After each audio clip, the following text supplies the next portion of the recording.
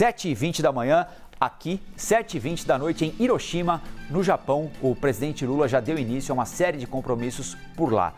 E nada do que o presidente Lula fizer, falar, nada do que as economias, os representantes das economias mais importantes do mundo fizerem ou falarem por lá, vai escapar à CNN, porque os nossos olhos estão lá com a correspondente internacional Priscila Yazbek. Oi, Priscila, boa noite.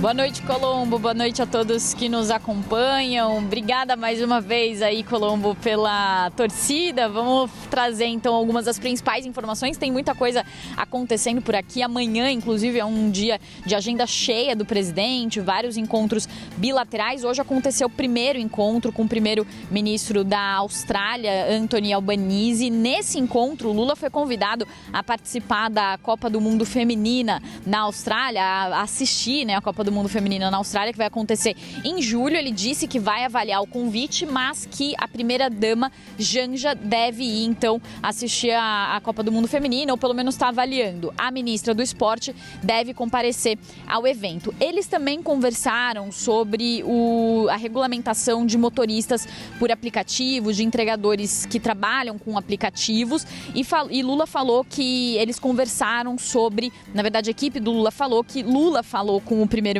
australiano sobre os exemplos que aconteceram na Espanha, que passou a ter regras trabalhistas para essa categoria de profissionais. Então é um problema que afeta os dois países, Austrália e Brasil. Também foi conversado nesse encontro. Também houve um encontro entre os ministros de Relações Exteriores do Brasil e do Japão. Eles falaram sobre o processo de adesão do Brasil ao Clube dos Países Ricos, à OCDE. O Japão saudou o avanço do Brasil nesse sentido. Também falou sobre a importância da reforma tributária, que a reforma tributária no Brasil pode trazer mais investimentos de empresas japonesas para o Brasil, e também foi comentada a questão de um financiamento de cerca de 30 bilhões de ienes, ou o equivalente a 1 bilhão de reais, no setor de saúde e outros setores por parte dos portugueses. Então, tanto nesse encontro da Austrália quanto nesse encontro do Japão, foi falado sobre cooperação econômica. O assunto guerra na Ucrânia não foi tratado, pelo menos nesses dois encontros, mas há uma grande expectativa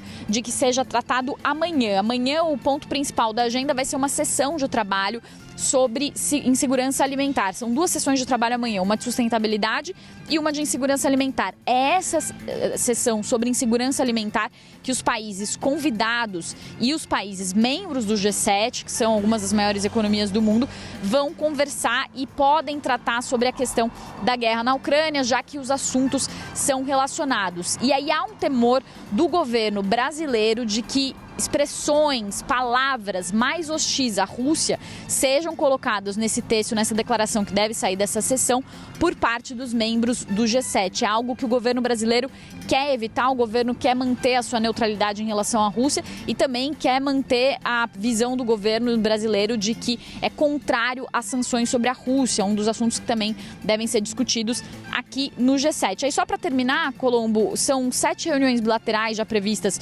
para o governo brasileiro. O presidente da França, também primeiro-ministro da Alemanha, confirmou também a reunião com o primeiro-ministro indiano Narendra Modi no domingo.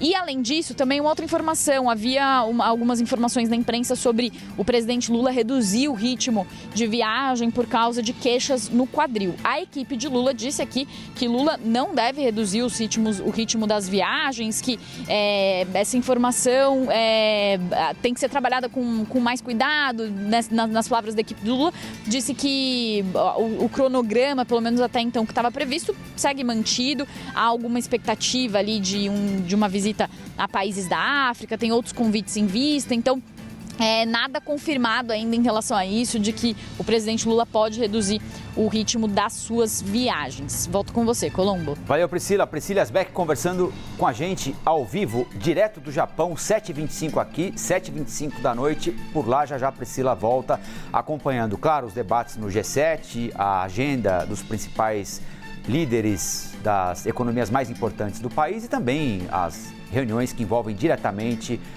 a comitiva brasileira.